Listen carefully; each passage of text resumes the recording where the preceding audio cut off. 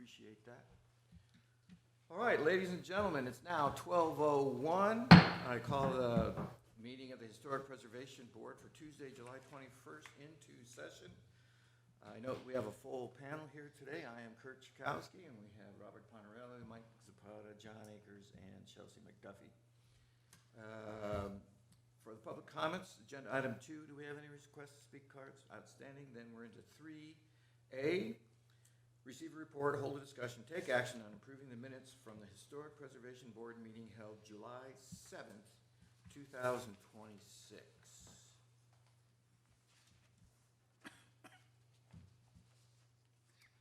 Are there any corrections, additions, modifications, or other things we need to address? If not, I will entertain a motion. Move to approve the minutes from the Historic Preservation Board meeting held July 7th, 2026 as submitted. Second. I have a motion by John Akers and a second by Mike Zapata to approve the minutes of July 7th, 2026 Historic Preservation Board. All those in favor, please say aye. Aye. Anybody opposed, please say no. Moving on to agenda item 4A, receive a report, hold a discussion, take action on a certificate of appropriateness for exterior improvements to 319 West Chestnut, case number 2026-024H. This would be the desk and easel. Good morning, or afternoon, I believe it is now. So this applicant, Desk and Easel, Wendy Acosta, is here today, and she has requested some courtyard area, and that's in a previous agreement with the city. I think they're still working out the boundaries. You would just need to decide on the appropriateness of the material that they're going to be putting in this area. And she can speak. Yeah, this is the area that it looks like. On the left-hand side is the red door, as I like to think of it, on the parking lot side. And then they marked on the pavement where the boundaries would be, but again, that's still under discussion. So on the right-hand side is the material that would be used for the fencing that they want to create the courtyard area. And staff recommends approval. And I would suggest that Ms. Acosta may come and tell you what she can do now and what materials she plans to use for it. Any questions, Ms. Dow here from the board?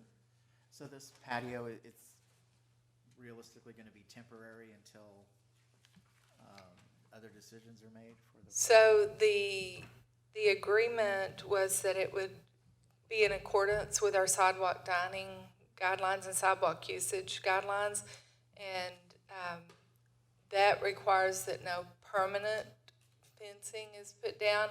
I noticed on the detail that there's some feet like we would expect to see on the fencing in our sidewalk dining ordinance.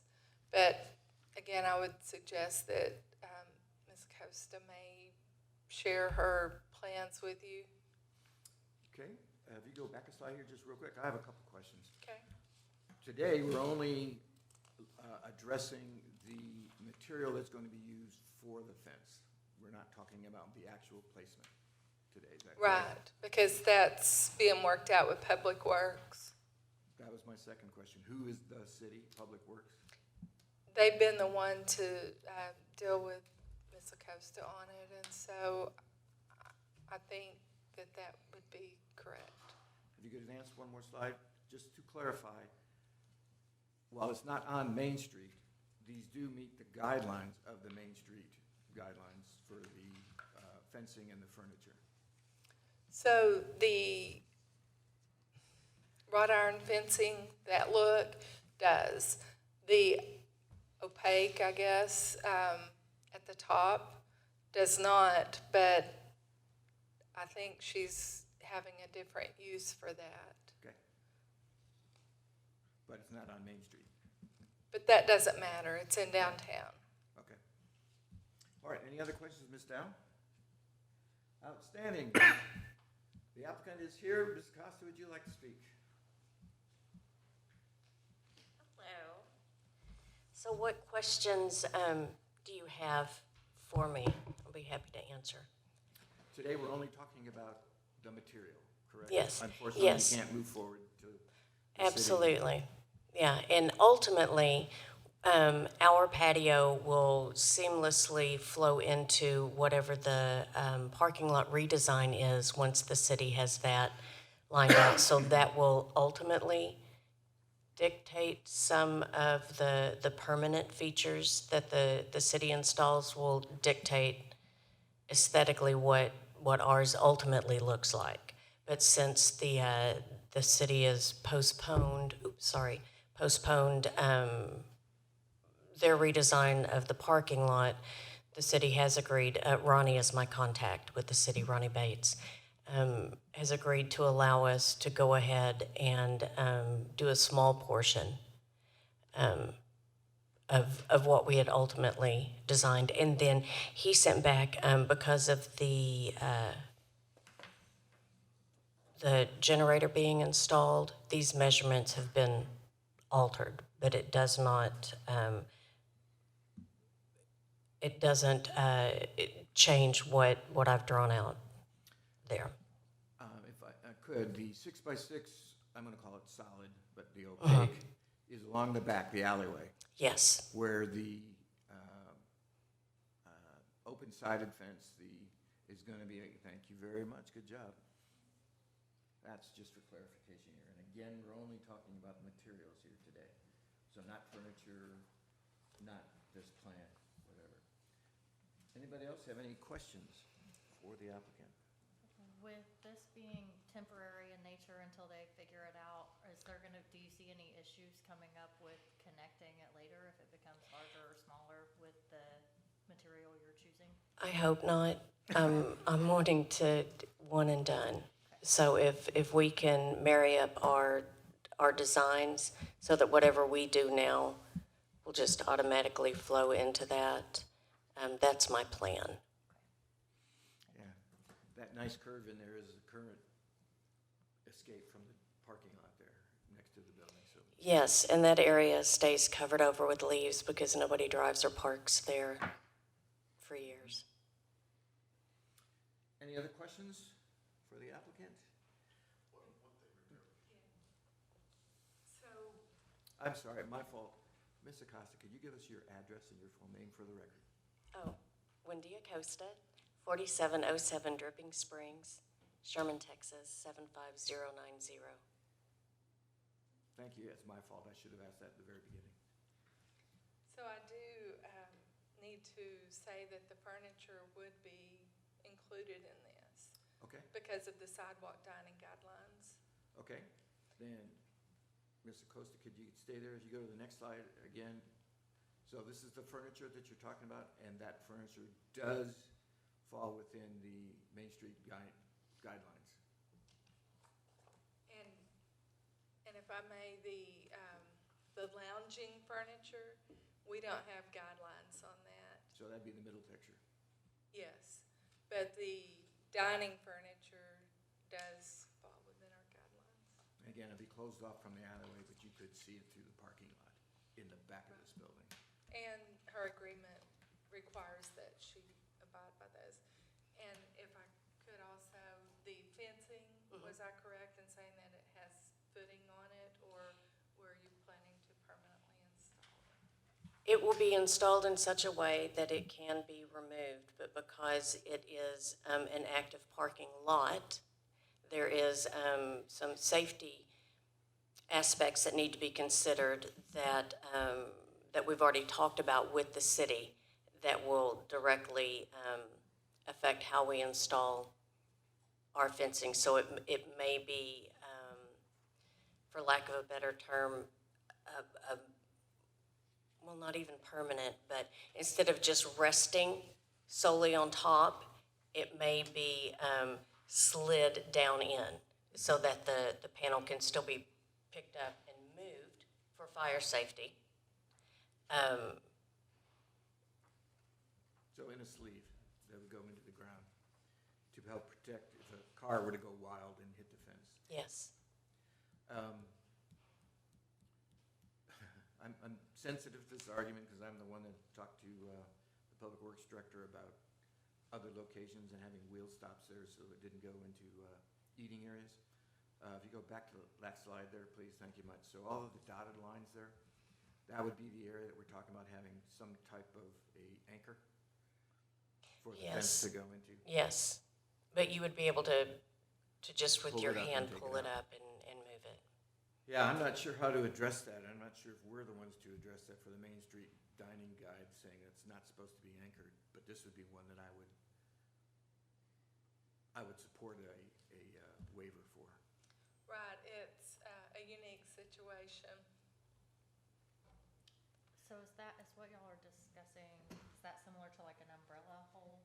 Is that kind of a, Something like that, some Okay. kind of anchor, but they can Okay. take it up and pull it out, and I can understand why.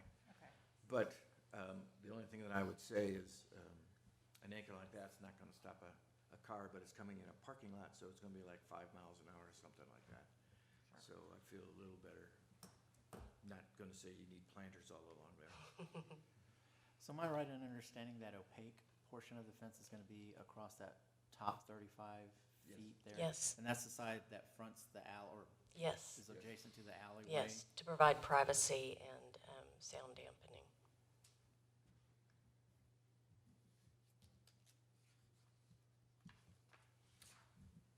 Any other questions?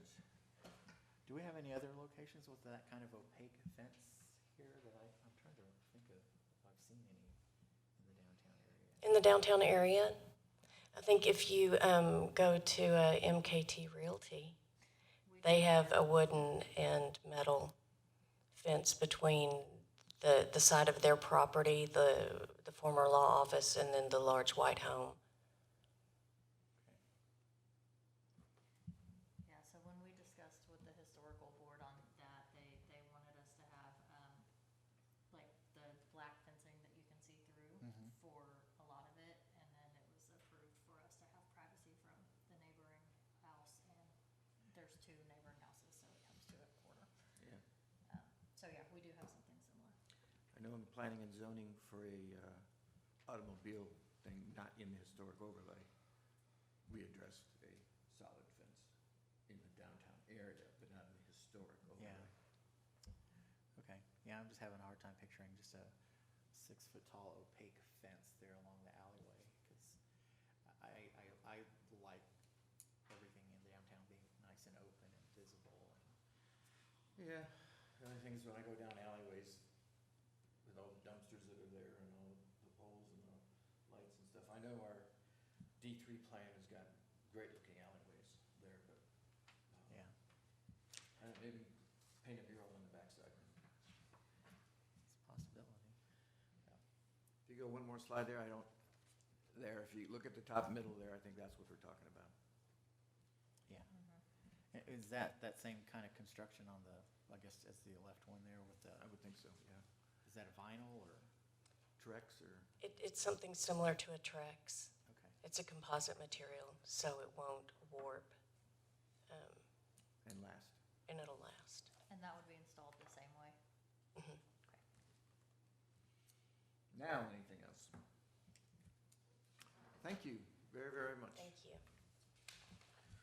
Any other discussions at all? If not, then do I have a motion for this agenda item? Mr. Chair, I approve a motion to approve a certificate of appropriateness for exterior improvements to 319 West Chestnut, case number 2026-024H. And just to clarify for everybody, it is both for the fencing and the furniture.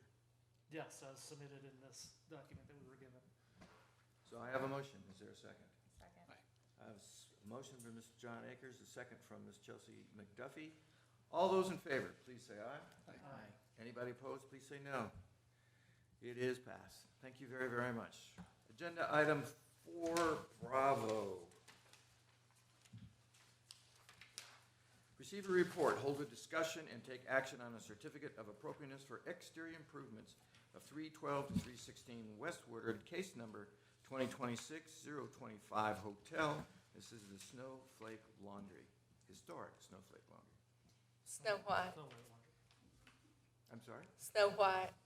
Oh, that's what I meant. What did I Yeah. say? Snowflake, Snow White. I'm the flake. So the property owner, Miss Laura Rios, is here with us today, and she would like to paint the front white. The sides are white, and the front is kind of an, I don't know, a cream color and with brown trim. And so that would be painted to match the sides. The sides would be refreshened in the back. Let's see, the east side has a mural on it, and it's really it's not her building that's painted with the mural, but it's next to it, and it looks like it's her building. So I just took those pictures just for reference.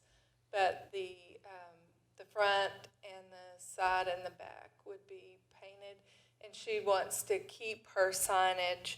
She has asked to put Denison on it, and she would like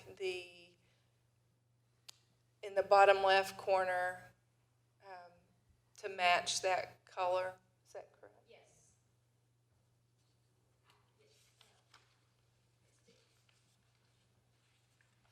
Any questions for Ms. Dow?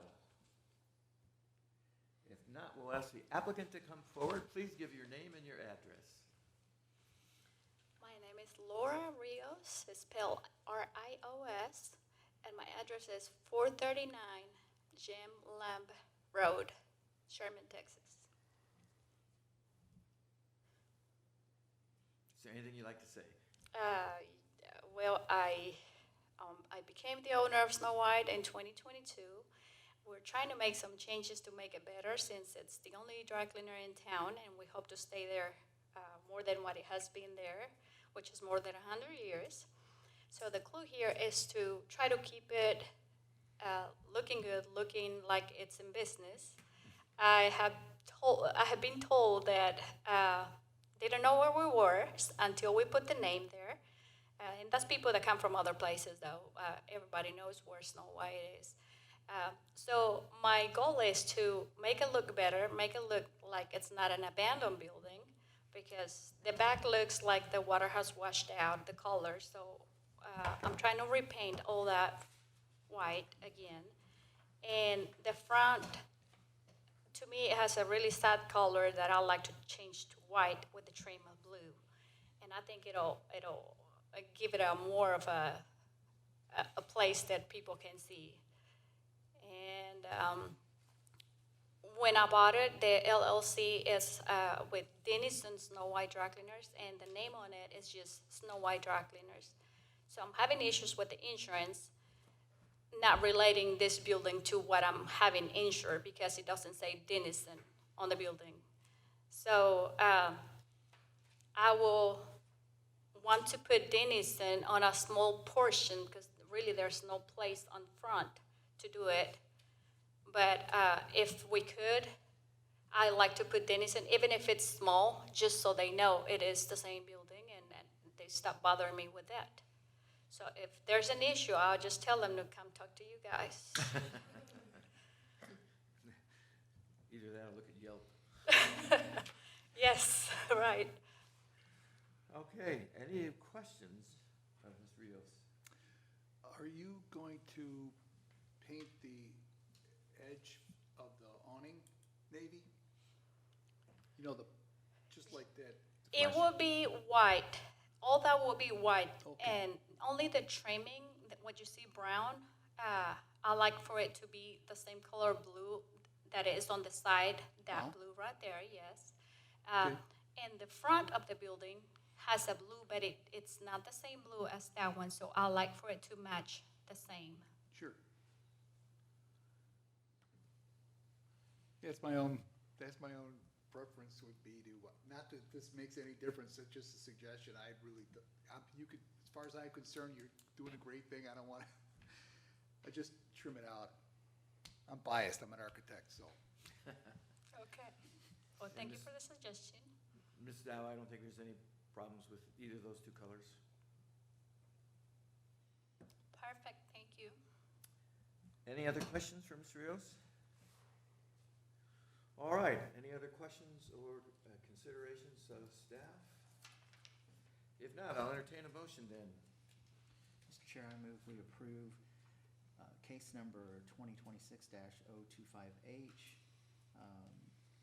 312 to 316 West Woodard, as approved or as presented in the document here. I have a motion. Is there a second? Second. A motion by Mike Zapata, a second by Mr. Pontarelli. All those in favor, please say aye. Aye. All those opposed, say no. Thank you very much. Thank you. Agenda item 5, any staff updates? The only thing I have is there's a grant, a certified local government grant that has been obtained and it's for a resurvey of the downtown and then an initial survey of, I think, 2 districts. I'm still familiarizing myself with it. But that has been published in the newspaper this past weekend. And so I just wanted to let you know that that is coming up. For the board's info, this is the same thing Ms. Tate talked about. She talked about 3 areas. But anyway, the solicitation went out for, it's a request for proposal on this. So it's essentially a survey. I'm not sure if they will come back with the same type of contributing or non-contributing the way that the Roslyn did. I think they're just going to look at the areas and provide a report. Yes, I'm not sure of the details. I'm still familiarizing myself with those. I would assume it would look somewhat like the Roslyn report. And I do know it has to be completed by September 30th. This The year? work, yes. Okay. Yeah, that's fast for public work. All right, any questions then for Ms. Dow? Any other items that need to be addressed with this board here today? If not, we stand adjourned at 12:24.